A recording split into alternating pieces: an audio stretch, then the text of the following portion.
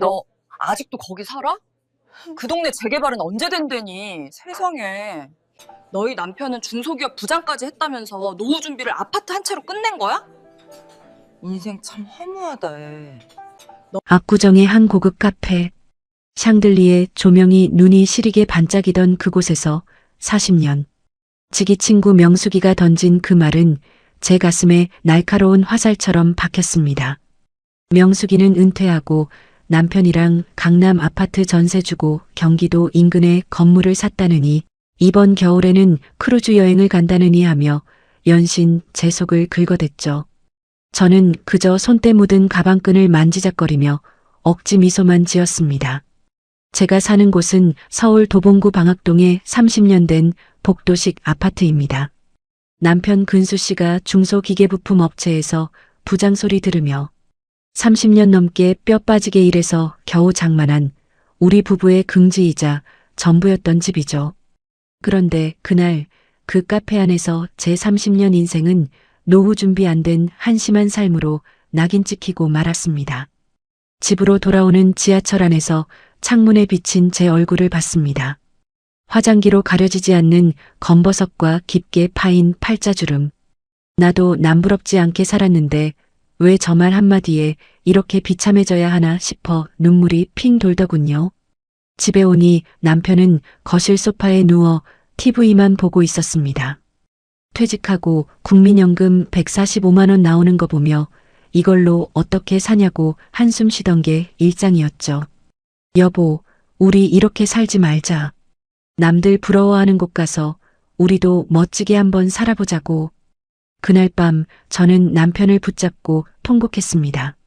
자식들 시집장가 보내고 남은 건 이 낡은 아파트 한 채뿐인데 이거라도 팔아서 인생의 마지막 승부수를 던져보자고 말이죠.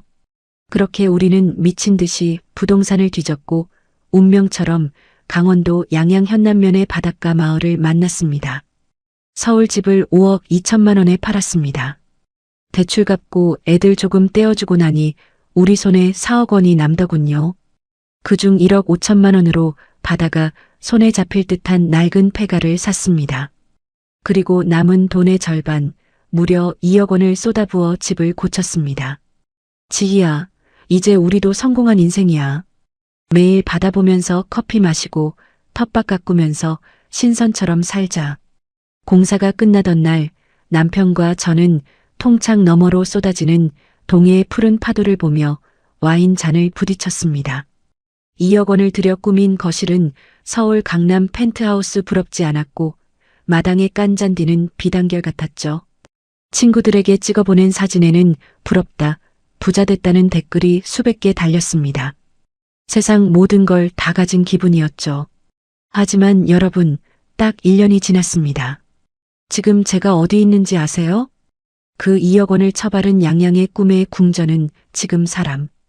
온기 하나 없는 빈집이 되어 잡초만 무성하게 자라고 있습니다. 그리고 67의 저는 다시 서울 변두리 엘리베이터도 없는 낡은 빌라 전세방으로 기어들어왔습니다. 왜 제가 그 피 같은 돈 2억 원을 바다에 던져버리고 도망쳐 왔는지, 왜 시니어들이 꿈꾸는 귀촌의 낭만이 때로는 독이 든 성배가 되는지, 오늘 제 치부를 다 드러내서라도 말씀드리려고 합니다. 지금 집 팔아서 시골 가볼까 고민하시는 분들, 제발 제 이야기 끝까지 들으세요. 저처럼 인생 막판에 2억 원짜리 수업료 내고 피눈물 흘리기 싫으시다면 말입니다. 명숙이와의 만남이 끝나고 압구정 카페 문을 열고 나오는데 훅 하고 끼어드는 서울 도심의 열기가 유난히 비릿했습니다. 1만 2천 원짜리 커피는 입안에서 벌써 다 말라버렸는데 가슴속에는 명숙이가 남긴 인생 허무하다는 말이 가시처럼 걸려 내려가질 않았죠. 지하철 7호선을 타고 도봉구 방학동으로 돌아가는 길. 퇴근길 인파에 끼어 손잡이를 잡고 서 있는데 유리창에 비친 내 손등에 검버섯이 그렇게 징그러울 수가 없더군요. 이 손으로 자식들 기저귀 빨고 남편 뒷바라지하며 30년을 넘게 닦고 조인 결과가 고작 재건축도 안 되는 낡은 아파트 한 채라니. 방학동 우리 아파트 단지에 들어서니 익숙한 냄새가 코를 찔렀습니다. 지하실에서 올라오는 눅눅한 곰팡이 냄새, 그리고 누군가 복도에서 구워대는 생선 비린내. 30년 전 처음 이 집에 이사 오던 날, 남편 근수 씨랑 부둥켜 안고 우리도 이제 서울에 집 가진 부자다 라고 울었던 그 집이 이제는 나를 옥죄는 감옥처럼 느껴졌습니다. 다녀왔어. 현관문을 열자마자 보이는 건 거실 소파에 늘어져 리모컨만 돌리고 있는 남편 근수 씨였습니다. 중소기업에서 기계 부품 깎으며 30년 부장으로 살았던 사람. 퇴직하고 나니 이제는 그저 하루 세끼밥 차려달라는 삼시가제가 되어버렸죠. 어디 갔다 이제 와? 배고픈데 국이라도 좀 데워주지. 남편의 그 무심한 한마디에 그만 참았던 우라가 터져버렸습니다. 평소 같으면 알았어요 하고 부엌으로 들어갔을 텐데 오늘은 그게 안 되더군요. 여보, 우리 정말 이렇게 살다 죽을 거야? 당신 국민연금 145만 원. 나오는 거, 그거 가지고 우리 둘이 이 낡은 구석에서 골골대다가 끝날 거냐고. 내 갑작스러운 고함에 남편이 당황한 듯 리모컨을 내려놓았습니다. 아니, 갑자기 왜 이래? 친구들 만나고 오더니 또 누가 염장을 질렀어? 우리가 뭐 어때서? 자식들 다 보냈고 이 나이에 내 집 하나 있으면 됐지. 내 집? 이게 집이야? 윗집 화장실 물 내리는 소리에 밤잠 설치고 복도엔 쓰레기 냄새 진동하고 겨울엔 창틀 사이로 황소바람 들어와서 코끝이 시린 이 집이? 명숙이는 강남. 아파트 팔아서 건물 사고 크루즈 여행 간다더라. 나는 오늘 압구정 카페에서 내가 꼭 버려진 노인네처럼 느껴졌어. 남편은 말이 없었습니다. 사실 근수 씨도 알고 있었겠죠. 중소기업 부장 퇴직금 챙겨서 애들 전세금 보태주고 나니 우리 수중에 남은 건 국민연금 145만 원과 30년 된 이 아파트 한 채뿐이라는 거리요. 145만 원. 여기서 관리비 25만 원 내고 보험료 내고 경조사비 몇 번 챙기고 나면 우린 고기 한 근 마음 편히 못 사먹는 처지였습니다. 그날 밤 우리는 거실 식탁에 마주 앉아 소주 한 병을 나눠 마셨습니다. 안주는 명숙이가 준 모멸감이었죠. 여보, 우리 이 집 팔면 5억은 넘게 받아. 애들한테는 미안하지만 남은 돈으로 강원도 같은 데 내려가서 작은 집 하나. 사고 남은 돈으로 생활하면 우리 지금보다 훨씬 풍족하게 살 수 있어. 거기선 145만 원이면 왕이야 왕. 남편의 눈빛이 흔들렸습니다. 사실 남편도 매일 아침 경비직 자리 알아보러 나갔다가 자기보다 젊은 사람들에게 퇴짜 맞고 돌아오며 자존심이 바닥까지 떨어진 상태였거든요. 강원도? 정말 괜찮을까? 아는 사람 하나 없는데. 요즘 유튜브 봐봐. 다들 그렇게 살아. 바다 보면서 아침 먹고 마당에 상추 심어서 유기농으로 먹고 여기처럼 층간소음 때문에 싸울 일도 없잖아. 당신 낚시 좋아하잖아. 매일 바다 나가서 고기 잡고 나는 마당에서 꽃 가꾸고. 그게 진짜 노후지. 이게 뭐야? 우리는 그날 밤 새벽 3시가 넘도록 스마트폰으로 강원도 빈집을 검색했습니다. 80년대 복도식 아파트의 눅눅한 공기 속에서 우리는 난생 처음 탈출이라는 꿈을 꾸기 시작한 겁니다. 방학동 이 아파트 팔자. 팔고 떠나자. 남편의 입에서 그 말이 나오는 순간 30년 묵은 체증이 내려가는 것 같았습니다. 하지만 그때는 몰랐습니다. 그 결정이 우리 노후의 마지막 안전벨트를 풀어버리는 일이었다는 것을요. 다음 날부터 저는 미친 사람처럼 부동산에 집을 내놓고 양양, 고성, 속초 일대를 뒤지기 시작했습니다. 서울 노원구, 도봉구 일대 아파트값이 조금씩 떨어진다는 소식에 가슴이 철렁하면서도 하루라도 빨리 팔아야 한다는 생각뿐이었죠. 결국 한 달 만에 우리 집을 보러 온 젊은 부부가 계약금을 넣었습니다. 5억 2천만 원. 30년 전 우리가 8천만 원 주고 샀던 집이 5억이 넘었다는 사실에 잠시 기뻤지만 그 돈으로 서울 어디에도 제대로 된 신축 아파트는커녕 빌라, 전세 얻기도 힘들다는 현실을 깨닫는 데는 그리 오래 걸리지 않았습니다. 하지만 우리에겐 강원도가 있었습니다. 5억 2천에서 대출 좀 갚고 눈에 밟히는 아들 녀석 전세금 5천만 원만 더 보태주니 우리 손에 4억 원이 딱 남더군요. 여보 4억이야. 이 돈이면 양양에선 궁전을 지어. 우리는 마치 복권이라도 당첨된 사람들처럼 설레며 양양행 버스에 몸을 실었습니다. 그때 창밖으로 보이던 도봉산의 능선이 왜 그렇게 슬프게 보였는지 그때는 미처 알지 못했습니다. 그저 지긋지긋한 서울을 떠난다는 해방감에 취해 우리가 내던진 것이 집이 아니라 생존권이었다는 사실을 까맣게 잊고 있었습니다. 도봉구 방학동 아파트 복도에 붙어있던 금매종이가 떨어지던 날 나는 30년 넘게 살았던 그 정든 집을 뒤도 안 돌아보고 나왔습니다. 이삿짐 트럭이 단지를 빠져나갈 때 백미러로 멀어지는 낡은 아파트 벽면을 보며 나는 속으로 외쳤죠. 잘 있거라. 이 좁고 답답한 콘크리트 감옥아. 나는 이제 파도 소리 들리는 진짜 궁전으로 간다. 남편 근수 씨는 운전대를 잡은 손에 잔뜩 힘을 준 채 연신 콧노래를 흥얼거렸습니다. 평생을 기름때 묻은 작업복 입고 기계 돌아가는 소음 속에서 살았던 사람인데 이제는 은퇴하고 낚싯대 하나 둘러매고 바다로 나갈 생각을 하니 얼굴에 화색이 돌더군요.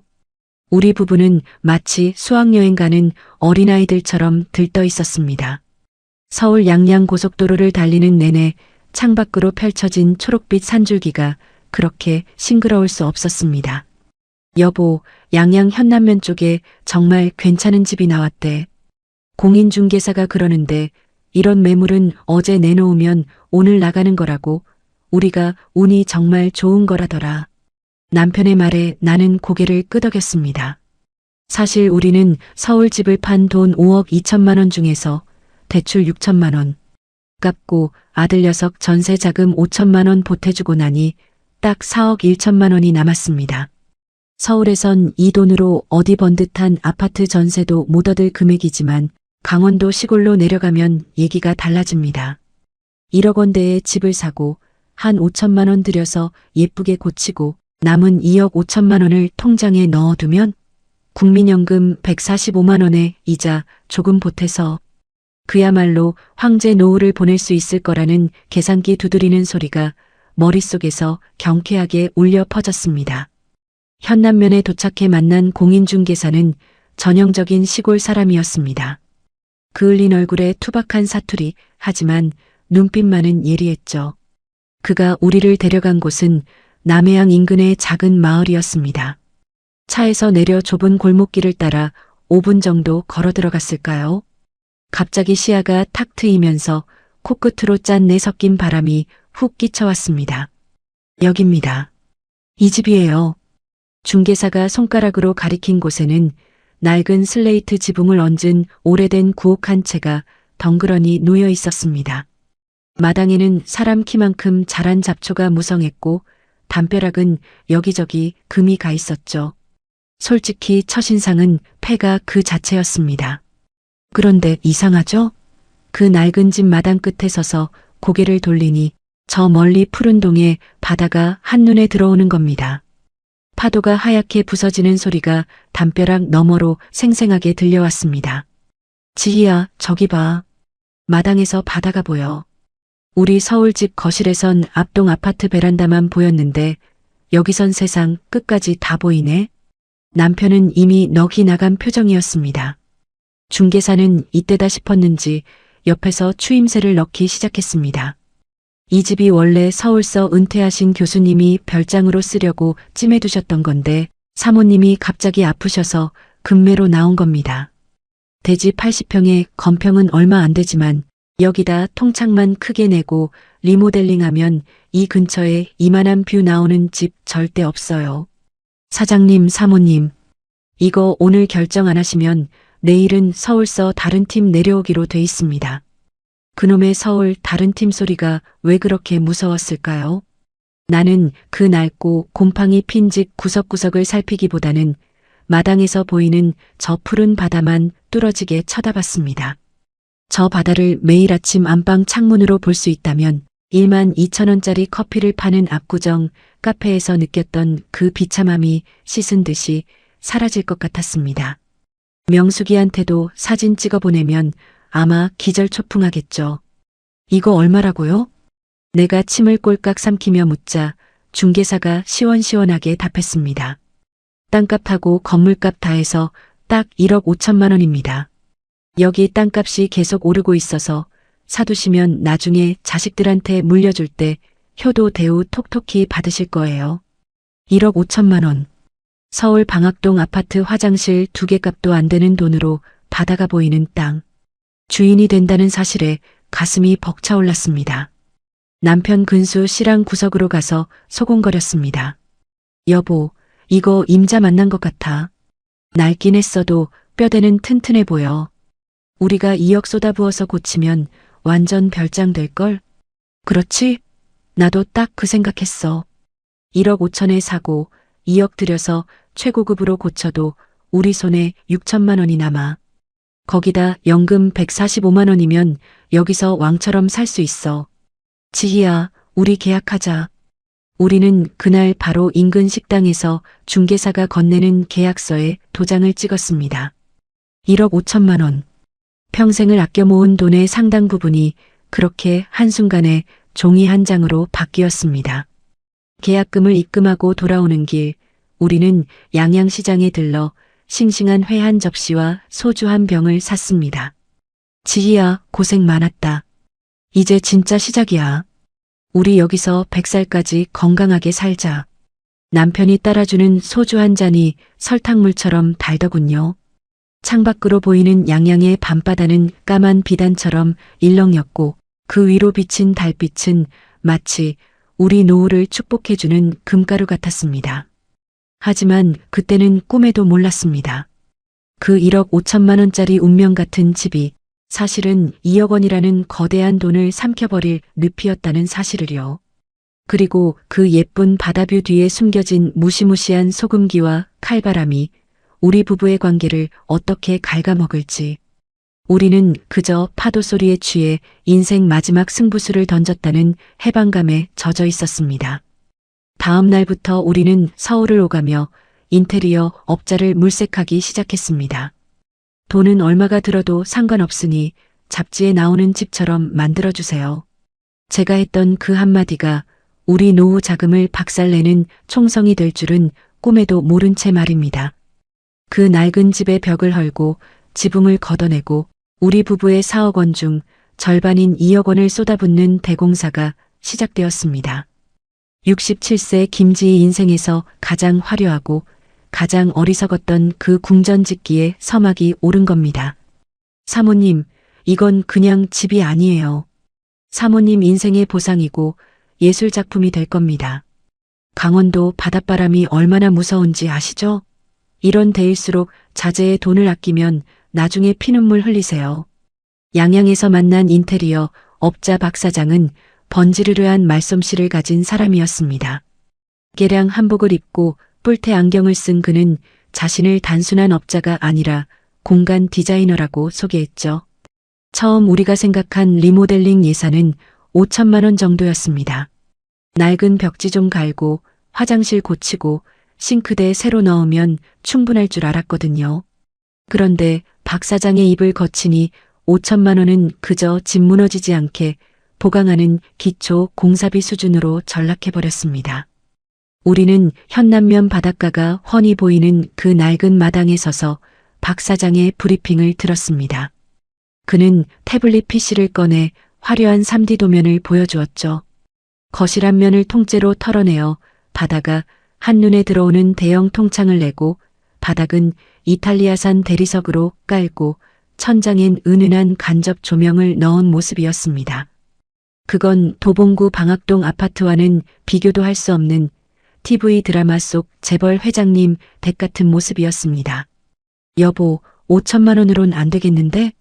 이왕 하는 거 제대로 해야지. 우리 여기서 죽을 때까지 살 거잖아.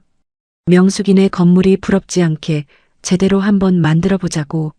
내 말에 남편 근수 씨도 홀린 듯 고개를 끄덕였습니다. 서울 집을 판 돈에서 남은 4억 원 중 2억 원. 그 돈이 우리 노후의 절반 이상이라는 사실을 그때는 왜 그렇게 가볍게 생각했을까요? 나중에 집값이 오를 텐데 뭘 서울 아파트 팔고 남은 돈인데 이 정도는 써야지 하는 근거 없는 자신감이 우리를 지배했습니다.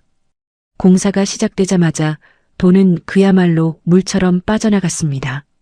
낡은 슬레이트 지붕을 걷어내고 징크 판넬로 새로 덮는 데만 수천만 원, 바닷바람을 막으려면 독일제 시스템 창호를 써야 한다기에 또 수천만 원.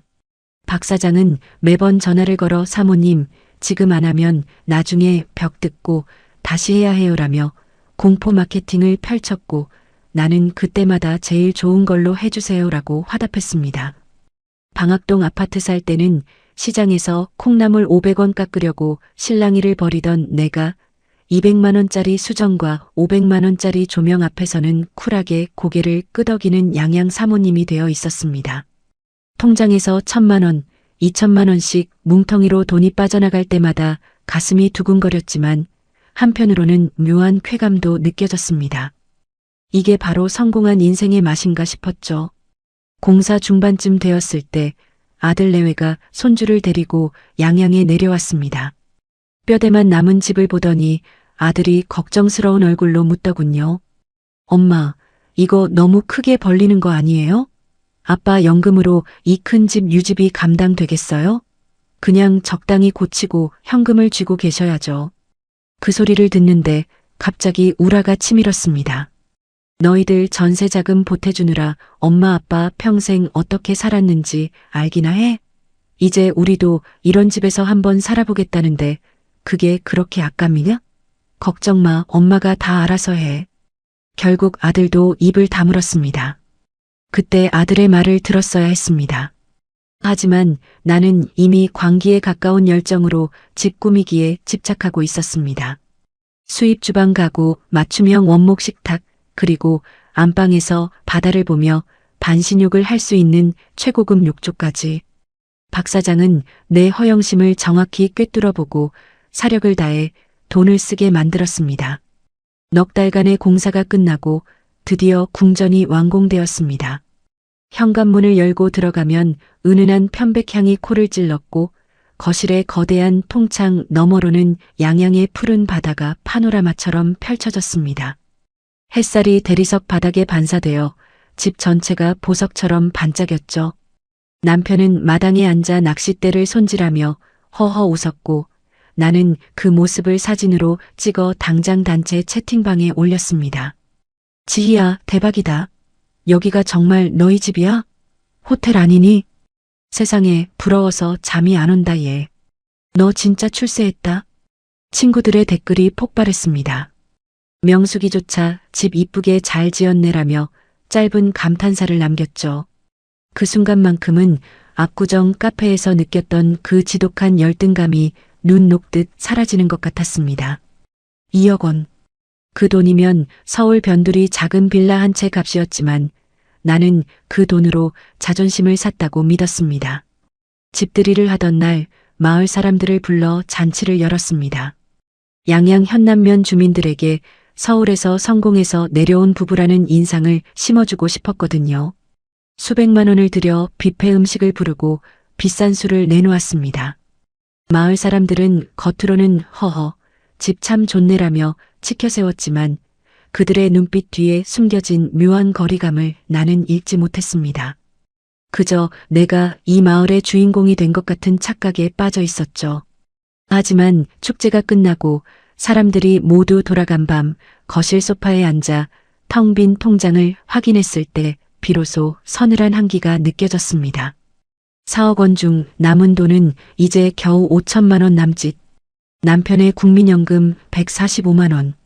이 집을 유지하기 위해 들어갈 전기료, 난방비, 세금, 그리고 차 기름값. 머릿속으로 계산기를 두드리는데 자꾸만 숫자가 어긋났습니다. 여보, 그래도 우리 잘한 거지? 이렇게 이쁜 집에서 살려고 평생 고생한 거잖아. 남편의 물음에 나는 대답 대신 창밖의 바다만 바라봤습니다. 칠흑 같은 어둠 속에서 하얗게 부서지는 파도는 낮에 보던 그 아름다운 모습이 아니었습니다. 무언가 거대한 괴물이 집을 집어삼키려 달려드는 것 같은 착각이 들 정도로 위협적이었죠. 2억 원을 들여 만든 우리 부부의 성. 그 성벽은 너무나 화려하고 아름다웠지만 동시에 우리 노후를 지탱해주던 마지막 경제적 방어선을 완전히 무너뜨린 결과물이었습니다. 화려한 조명 아래서 나는 처음으로 그런 생각을 했습니다. 이 통창을 닦으려면 내 무릎이 버텨줄까? 이 넓은 거실을 데우려면 보일러를 얼마나 돌려야 할까? 하지만 이미 주사위는 던져졌고 우리는 그 화려한 궁전의 죄수가 되어가고 있었습니다. 낭만이라는 이름의 덫에 2억 원을 미끼로 던져준 채 말이죠. 이사 후 첫 한 달은 그야말로 꿈결 같았습니다. 아침 6시 서울에선 앞동 아파트 벽면에 가려 보이지도 않던 해가 양양의 수평선 위로 붉게 타오르며 솟아오를 때 나는 거실의 그 거대한 통창 앞에 앉아 직접 내린 원두커피를 마셨습니다. 도봉구 방학동에서는 상상도 못할 사치였죠. 낡은 복도식 아파트의 눅눅한 공기 대신 은은한 편백향과 싱그러운 바다 냄새가 온 집안을 채우고 있었습니다. 여보, 나 정말 다시 태어난 것 같아. 이게 진짜 사람 사는 거지, 안 그래? 남편 근수 씨는 마당에 나갈 때마다 콧노래를 불렀습니다. 서울에선 은퇴 후 갈 곳이 없어 온종일 TV 리모컨만 만지작거리던 사람이었는데 여기선 마당에 핀 작초 하나를 뽑아도 눈빛이 살아있더군요. 우리는 매일 같이 인근 남해항이나 기사문 해변으로 산책을 나갔고 가끔은 낚싯대를 챙겨 나가 손바닥만 한 가물치를 잡아오기도 했습니다. 그때만 해도 우리는 2억 원이라는 거금을 쏟아부은 이 집이 우리 인생의 완벽한 종착역이라고 굳게 믿었습니다. 하지만 낭만이라는 안개가 걷히는 데는 그리 긴 시간이 필요하지 않았습니다. 이사 온 지 딱 석 달째 되던 날 첫 번째 시련이 찾아왔습니다. 바로 해풍이라 불리는 바닷바람의 정체였습니다. 여보, 이것 봐. 이 에어컨 실외기 왜 이래? 산지 석 달도 안 된 건데 벌써 녹이 슬었어. 남편의 당황스러운 목소리에 마당으로 나갔더니 눈부시게 하였던 최신형 에어컨 실외기가 누렇게 변해 있었습니다. 뿐만 아니었습니다. 2억 원을 들여 최고급으로 꾸몄던 대문 경첩이며 마당에 놓아둔 수입 가구의 금속 부위들이 약속이라도 한 듯 벌겋게 부식되고 있었죠. 바닷물 안개, 즉 염분이 섞인 바람은 예외가 없었습니다. 우리가 자랑하던 그 비싼 독일제 시스템 창호도 며칠만 닦지 않으면 허연 소금기가 끼어 뿌옇게 변했습니다. 바다를 보려고 만든 통창인데 정작 소금기 때문에 바다가 안 보이는 황당한 상황이 반복된 겁니다. 사모님, 바닷가 집은 매일 닦고 조여야 해요. 안 그러면 금방 사가버립니다. 지나가던 마을 어르신이 툭 던진 한마디가 가슴에 박혔습니다.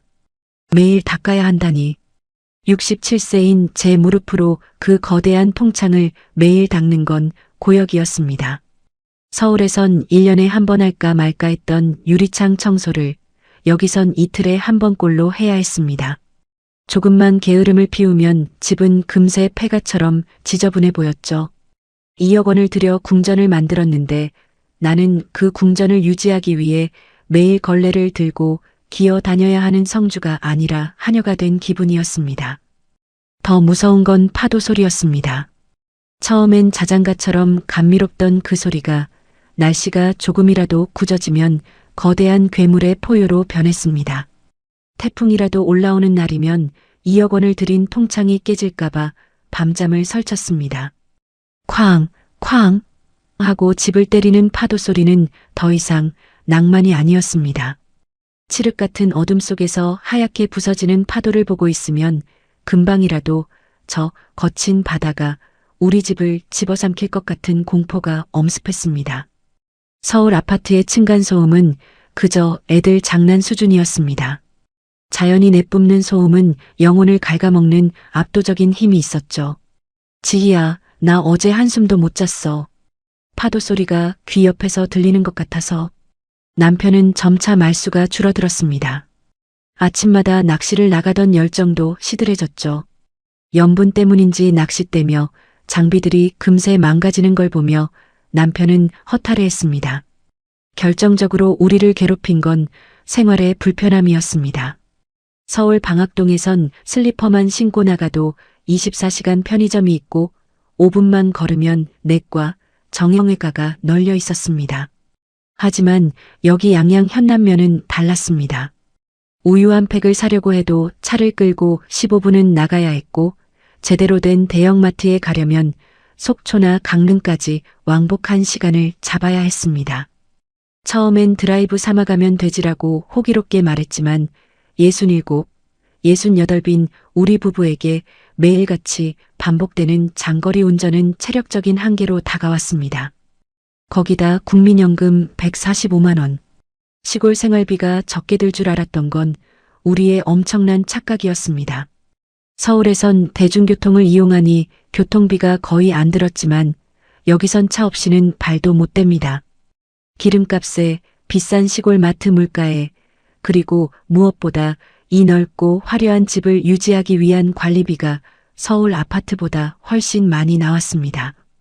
특히 바닷가라 그런지 여름엔 습기가 말도 못해서 에어컨과 제습기를 하루 종일 돌려야 했고 겨울이 다가오자 들려오는 기름 보일러 돌아가는 소리는 마치 내 통장에서 돈이 새 나가는 소리처럼 들렸습니다. 여보, 이번 달 생활비 벌써 다 썼어. 경조사비 2군데 내고 나니까 남은 게 없네.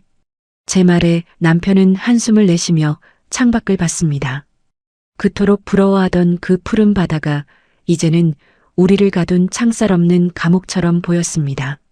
서울 친구들에게 보여주려고 찍어 올렸던 화려한 집 사진들은 이제 공허한 껍데기일 뿐이었습니다. 친구들은 여전히 그림처럼 살고 있지? 라고 댓글을 달지만 정작 그 집안에서 나는 소금기에 찌든 걸레를 빨며 삐걱거리는 무릎을 부여잡고 울고 있었습니다. 낭만은 딱 석 달이었습니다. 그 짧은 달콤함의 대가는 가혹했습니다. 2억 원이라는 돈을 쏟아부어 지은 이 집은 이제 우리에게 평안이 아닌 노역을 요구하고 있었습니다. 집은 빛나고 있었지만 그 안에 사는 우리 부부의 얼굴은 소금기에 찌든 해조류처럼 검게 타들어가고 있었습니다. 어느 날 밤 남편이 어둠 속에서 조용히 내뱉더군요. 지희야, 우리 여기서 정말 늙어 죽을 수 있을까? 나는 대답할 수 없었습니다. 창밖의 파도는 여전히 무심하게 집벽을 때리며 울부짖고 있었고 나는 그 소리가 마치 우리를 비웃는 웃음소리처럼 들려 몸서리쳤습니다. 2억 원의 마법이 풀리고 현실이라는 괴물이 문을 두드리기 시작한 것입니다. 서울 도봉구 방학동에 살 때는 시장통 입구에 있는 1,500원짜리 자판기 커피 한 잔 혹은 5,000원짜리 선지해장국 한 그릇이 주는 소소한 행복이 있었습니다.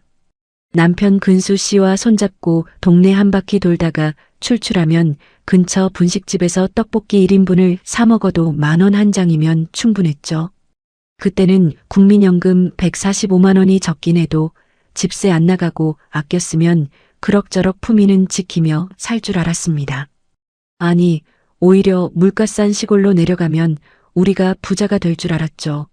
하지만 양양 현남면에서의 삶은 내 계산기를 비웃기라도 하듯 매일매일이 적자의 연속이었습니다. 여보, 보일러 온도를 도대체 몇 도로 해놓은 거야? 벌써 기름 게이지가 바닥을 보이잖아. 아침부터 남편의 날 선 목소리가 거실을 울렸습니다. 2억 원을 들여 고친 우리 집은 천장이 높고 통창이 커서 보기에는 궁전 같았지만 그만큼 열효율은 최악이었습니다. 서울 아파트처럼 도시가스가 들어오는 것도 아니니 거대한 기름통에 등유를 채워 넣어야 하는데 이게 정말 무섭더군요. 기름차가 한 번 왔다 가면 수십만 원이 뭉텅이로 빠져나갔습니다. 145만 원 연금에서 기름값으로 4,050만 원을 떼고 나면 우리 부부의 한 달 생활은 시작도 하기 전에 휘청거렸습니다.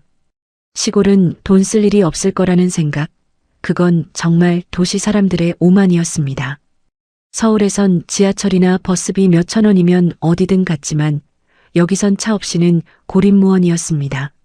마트 한 번 가려고 해도 왕복 40분을 운전해야 하니 기름값이 만만치 않았고 무엇보다 시골 마트 물가가 서울 대형마트보다 훨씬 비쌌습니다. 지희야, 무슨 오이가 하나에 2,000원이나 해? 서울시장에선 3개에 2,000원 하던 건데. 남편은 장바구니에 담긴 채소 가격을 보고 혀를 내둘렀습니다. 상추나 심어 먹으면 돈 안 들 줄 알았죠?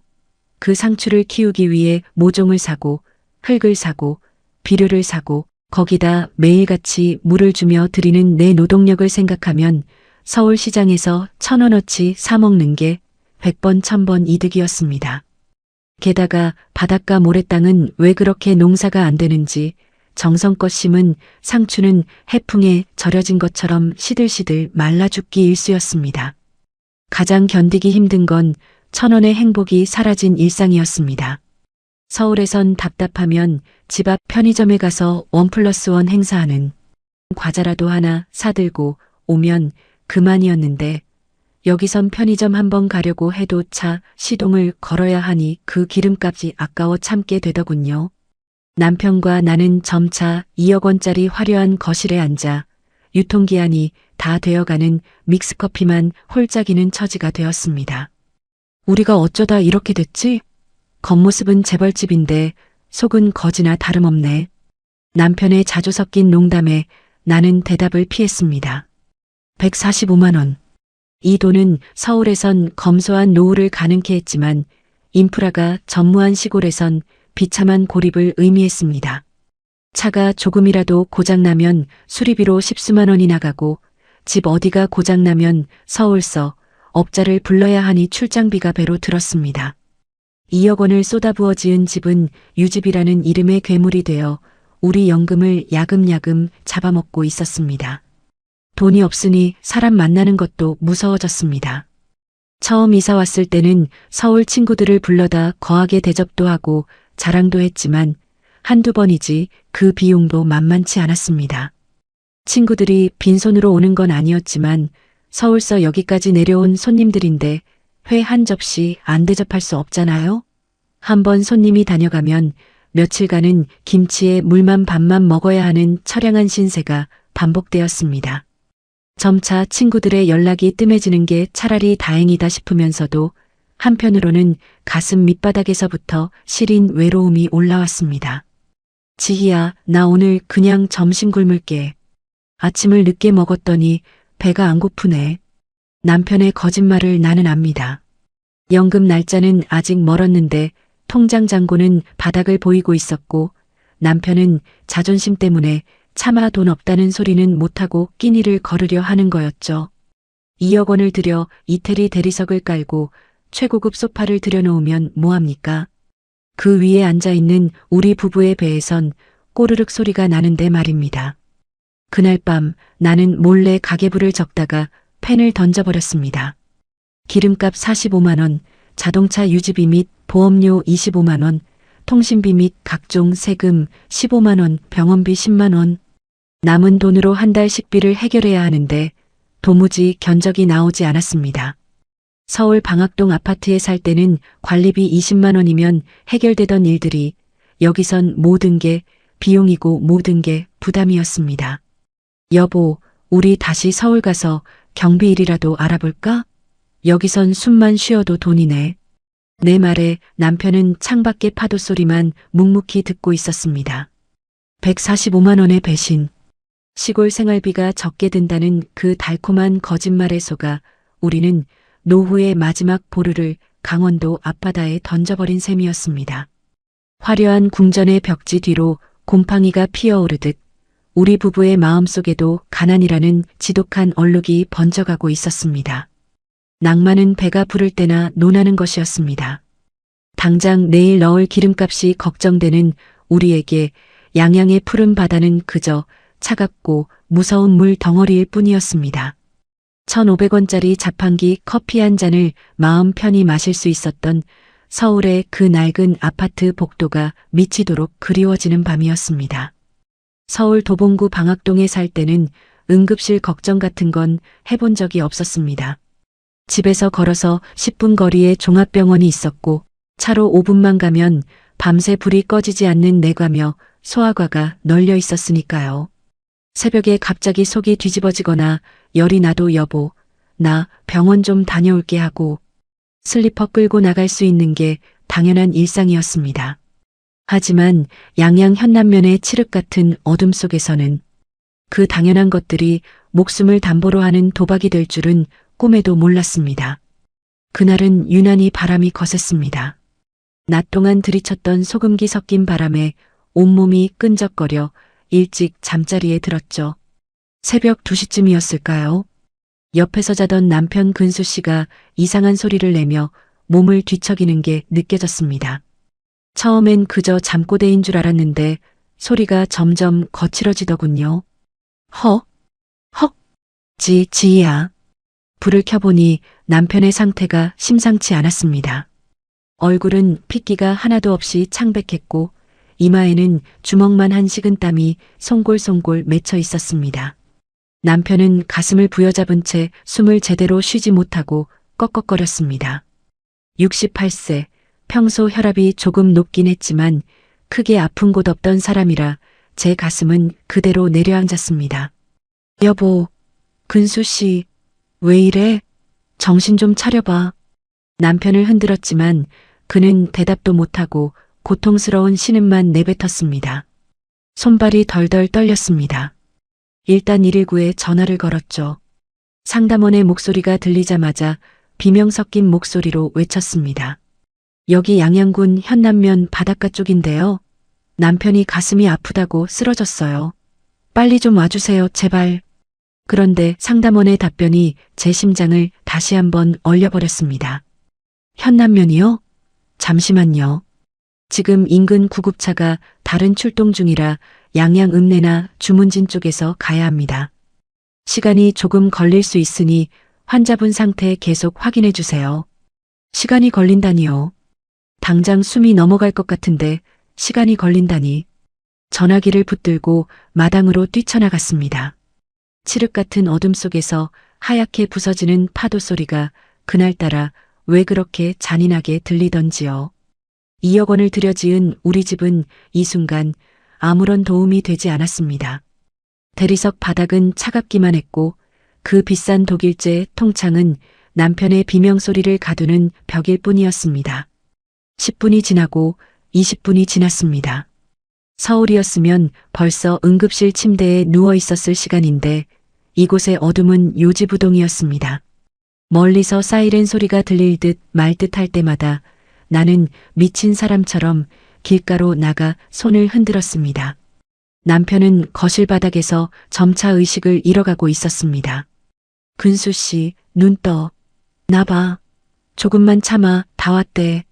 남편의 차가운 손을 잡고 기도했습니다.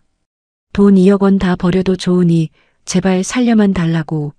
명숙이한테 자랑하고 싶어서, 받아보며 떵떵거리고 싶어서. 이 멀리까지 온 내 욕심 때문에 남편이 죽는 것 같아 미칠 것 같았습니다. 마침내 구급차의 붉은 불빛이 마을 골목을 비췄을 때 나는 그 자리에 주저앉아 엉엉 울고 말았습니다. 하지만 안도는 잠시뿐이었습니다. 구급대원들이 남편을 실으며 말하더군요. 가장 가까운 큰 병원은 강릉이나 속초로 가야 합니다. 40분에서 1시간 정도 걸릴 거예요. 보호자분은 뒤에 타세요. 사이렌 소리를 울리며 구급차는 어두운 국도를 질주했습니다. 가로등 하나 없는 강원도의 밤길은 무서울 정도로 깊었습니다.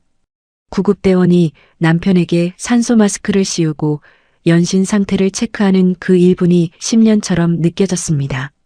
서울 방학동에서 살 때 집 앞 큰 병원을 지날 때마다 무슨 병원이 저렇게 크게 들어와서 길만 막히게 하나라고 투덜댔던 내 자신이 얼마나 어리석었는지 뼈저리게 후회했습니다. 병원 응급실에 도착했을 때는 이미 새벽 4시가 넘은 시각이었습니다. 의사는 급성 부정맥이라고 했습니다. 조금만 더 늦었으면 골든타임을 놓쳐 큰일 날 뻔했다는 말을 듣는데 다리에 힘이 풀려 응급실 복도 의자에 털썩 주저앉았습니다. 사모님, 환자분 이번엔 운이 좋으셨네요. 그런데 이런 시골에 사시면 평소에 건강관리 정말 잘하셔야 합니다. 응급 상황 터지면 답이 없거든요. 의사의 무심한 한마디가 가슴을 후벼 팠습니다. 운이 좋았다. 그렇다면 다음에도 운이 좋으리라는 보장이 있을까? 만약 태풍이라도 불어 길이 막혔다면? 만약 구급차가 더 늦게 왔다면? 2억 원을 들여 만든 우리 집 거실에서 바라보던 그 푸른 바다가 이제는 거대한 무덤처럼 보이기 시작했습니다. 낭만을 쫓아 내려온 이 낙원이 사실은 노인 2명의 생명을 위협하는 고립된 섬이었다는 사실을 그제야 깨달은 겁니다. 남편은 며칠간 입원 치료를 받고 퇴원했습니다. 집으로 돌아가는 차 안에서 우리는 아무 말도 하지 않았습니다. 다시 도착한 양양의 집은 여전히 아름다웠지만 더 이상 우리에게 평안을 주지 못했습니다. 화려한 인테리어, 뒤로 숨겨진 인프라의 부재, 그리고 죽음이라는 현실이 통창 넘어 파도보다 더 가깝게 다가와 있었기 때문입니다. 그날 밤 남편은 한참 동안 거실 창밖을 보더니 조용히 입을 열었습니다. 지희야, 나 무섭다. 저 파도 소리가 꼭 나를 부르는 소리 같아. 남편의 그 한마디에 나는 참았던 눈물을 터뜨렸습니다. 2억 원을 쏟아부어 지은 이 집은 이제 우리에게 궁전이 아니라 언제든 우리를 삼킬 수 있는 화려한 광각처럼 느껴졌습니다. 병원까지 1시간. 그 공포의 시간이 우리 부부의 마음속에서 귀촌의 낭만을 완전히 지워버렸습니다. 우리는 그날 처음으로 2억 원을 버리고서라도 도망쳐야 한다는 생각을 공유했습니다. 가을의 끝자락에서 만난 양양의 바다는 시리도록 푸르렀지만 그건 우리에게 보내는 마지막 경고였습니다. 11월에 접어들자마자 강원도 특유의 그 악명 높은 동에 똥바람이 몰아치기 시작했거든요. 서울 도봉구 방학동 아파트에서 맞던 겨울바람은 그저 시원한 바람 수준이었습니다. 이곳의 바람은 말 그대로 살점을 뜯어내고 뼈마디를 부러뜨릴 듯한 기세로 집을 몰아쳤습니다. 2억 원을 들여 만든 우리 집의 자랑, 그 거대한 통창은 겨울이 되자 거대한 얼음벽으로 변했습니다. 인테리어 업자 박 사장은 독일제 시스템 창호라 단열이 완벽하다고 입에 침이 마르게 칭찬했지만 대자연의 위력 앞에서는 무용지물이었습니다. 창가에 손을 대면 마치 얼음장 위에 손을 올린 듯 한기가 진동했고 통창 너머로 보이던 그 아름다운 파도는 이제 공포의 대상이 되었습니다. 여보, 기름 보일러 돌아가는 소리 좀 들어봐. 이거 무서워서 살겠어? 거실 소파에 앉아 두꺼운 패딩을 껴입은 남편 근수 씨가 힘없이 말했습니다. 기름 보일러는 24시간 내내 웅 소리를 내며 돌아갔지만 천장이 높고 거실이 넓은 우리 집의 온도는 좀처럼 올라가지 않았습니다. 400리터짜리 기름통에 등유를 가득 채우는데 60만 원이 넘게 들었는데 그게 보름을 못 버티더군요. 국민연금 145만 원 중 절반 가까이가 보일러 속으로 흔적도 없이 타들어갔습니다. 결국 우리는 2억 원을 들여 이태리 대리석을 깐 거실 한복판에 5만 원짜리 난방 텐트를 쳤습니다. 최고급 조명 아래 텐트를 치고 그 안에서 부둥켜 안고 자는 꼴이라니. 명숙이가 이 모습을 봤다면 아마 배를 잡고 웃었을 겁니다. 아침에 일어나면 거실 구석에 놓아둔 화분에 물이 얼어있고 화장실에 가려면 큰 마음을 먹고 텐트 밖으로 뛰쳐나가야 했습니다. 지희야, 나 어제부터 무릎이 안 펴져. 병원 가야 하는데 길이 얼어서 차를 뺄 수가 없네. 눈이라도 한번 내리면 마을은 거대한 고립된 섬이 되었습니다. 제설차는 큰 도로만 훑고 지나갈 뿐 우리 집 앞 골목길은 누구도 치워주지 않았죠. 67세, 68세 노인 둘이서 허리까지 오는 눈을 치우는 건 자살 행위나 다름없었습니다. 며칠 동안 라면만 끓여 먹으며 텐트 속에서 버티는데 문득 그런 생각이 들더군요. 우리가 왜 서울 집을 팔고 여기까지 와서 이 고생을 하고 있는 걸까? 친구들의 발길도 완전히 끊겼습니다. 겨울 바다가 보고 싶다던 친구들은 거기 너무 춥다며? 라는 핑계로 연락조차 뜸해졌습니다. 마을 사람들은 각자 자기 집 구들장에 몸을 지지느라 코빼기도 보이지 않았고 길가에서 마주쳐도 서울 사람들은 참 별나게 집을 지어놔서 고생이네라며 은근히 흉을 보곤 했습니다. 2억 원을 들여 마을에서 가장 화려한 집을 지었지만 우리는 마을에서 가장 외롭고 추운 이방인이었습니다.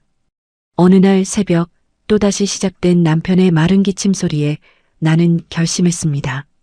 여보, 우리 이 집 팔자. 다시 서울 가자. 여기서 겨울 한 번 더 나다가는 사람 잡겠어. 남편은 대답 대신 눈을 감았습니다. 그 역시 한계의 다다른 표정이었죠. 다음 날 날이 풀리자마자 우리는 양양 읍내의 부동산들을 돌아다녔습니다. 사장님, 저희 집 좀 내놓으려고요. 바다 바로 앞이고 인테리어만 2억 들인 집이에요. 부동산 사장의 반응은 냉담했습니다. 아이고 사모님, 여기 현지인 중에 누가 4억 넘는 돈 주고 시골집을 삽니까? 서울서 내려오는 사람 아니면 안 사는데 요즘 같은 경기에 누가 이 시골 구석까지 오겠어요? 게다가 인테리어에 2억 들였다고. 그 돈 다 받을 생각하시면 안 돼요. 사는 사람 입장에서는 그게 다 관리하기 힘든 짐이거든요. 가슴이 무너져 내렸습니다. 우리가 쏟아부은 2억 원의 가치를 인정해주는 곳은 아무데도 없었습니다. 3억이라도 좋으니 빨리 팔아달라고 사정했지만 부동산 사장은 고개를 저었습니다. 요즘 양양에 이런 매물 널렸어요. 1년 내내 안 나가는 집 수두룩합니다. 일단 내놓기는 할 건데 큰 기대는 하지 마세요. 집으로 돌아오는 길 남편과 나는 아무 말도 하지 않았습니다. 4억 1천만 원을 들여 만든 우리의 꿈이 이제는 팔리지도 않는 돈 먹는 하마가 되어버린 현실이 믿기지 않았습니다. 결국 우리는 결단을 내려야 했습니다. 집이 팔릴 때까지 기다리기엔 남편의 건강과 내 정신 상태가 버텨내질 못할 것 같았거든요. 우리는 지인에게 부탁해 가끔 집을 봐달라고 하고 최소한의 집만 챙겨 서울행 버스에 올랐습니다. 현관문을 잠그고 돌아서는데 2억 원을 들여 맞춘 육중한 원목 대문이 그렇게 차갑게 느껴질 수가 없었습니다.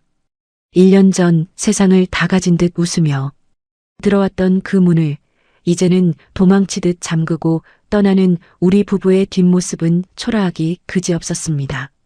지희야, 뒤돌아보지 마. 그냥 가자. 남편의 손을 잡고 마을을 빠져나가는 길, 창밖으로 보이는 우리 집은 여전히 아름다웠습니다.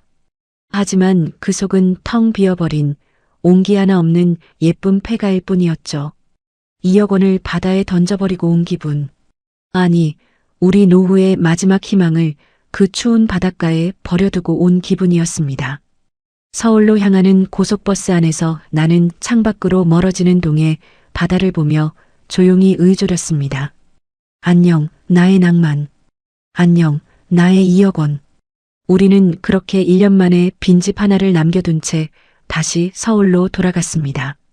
수중에는 이제 단돈 5천만 원뿐이었습니다. 67의 나이에 우리는 다시 원점으로, 아니 원점보다 더 낮은 밑바닥으로 돌아가고 있었습니다. 서울로 돌아오는 고속버스가 한강 다리를 건널 때 창밖으로 보이던 그 빽빽한 아파트 숲이 평소와는 다르게 보였습니다.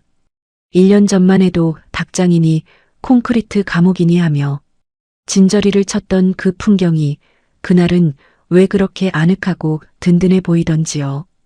회색빛 건물들이 마치 저마다의 사연을 품고 우리 부부를 다시 품어주는 거대한 품처럼 느껴졌습니다.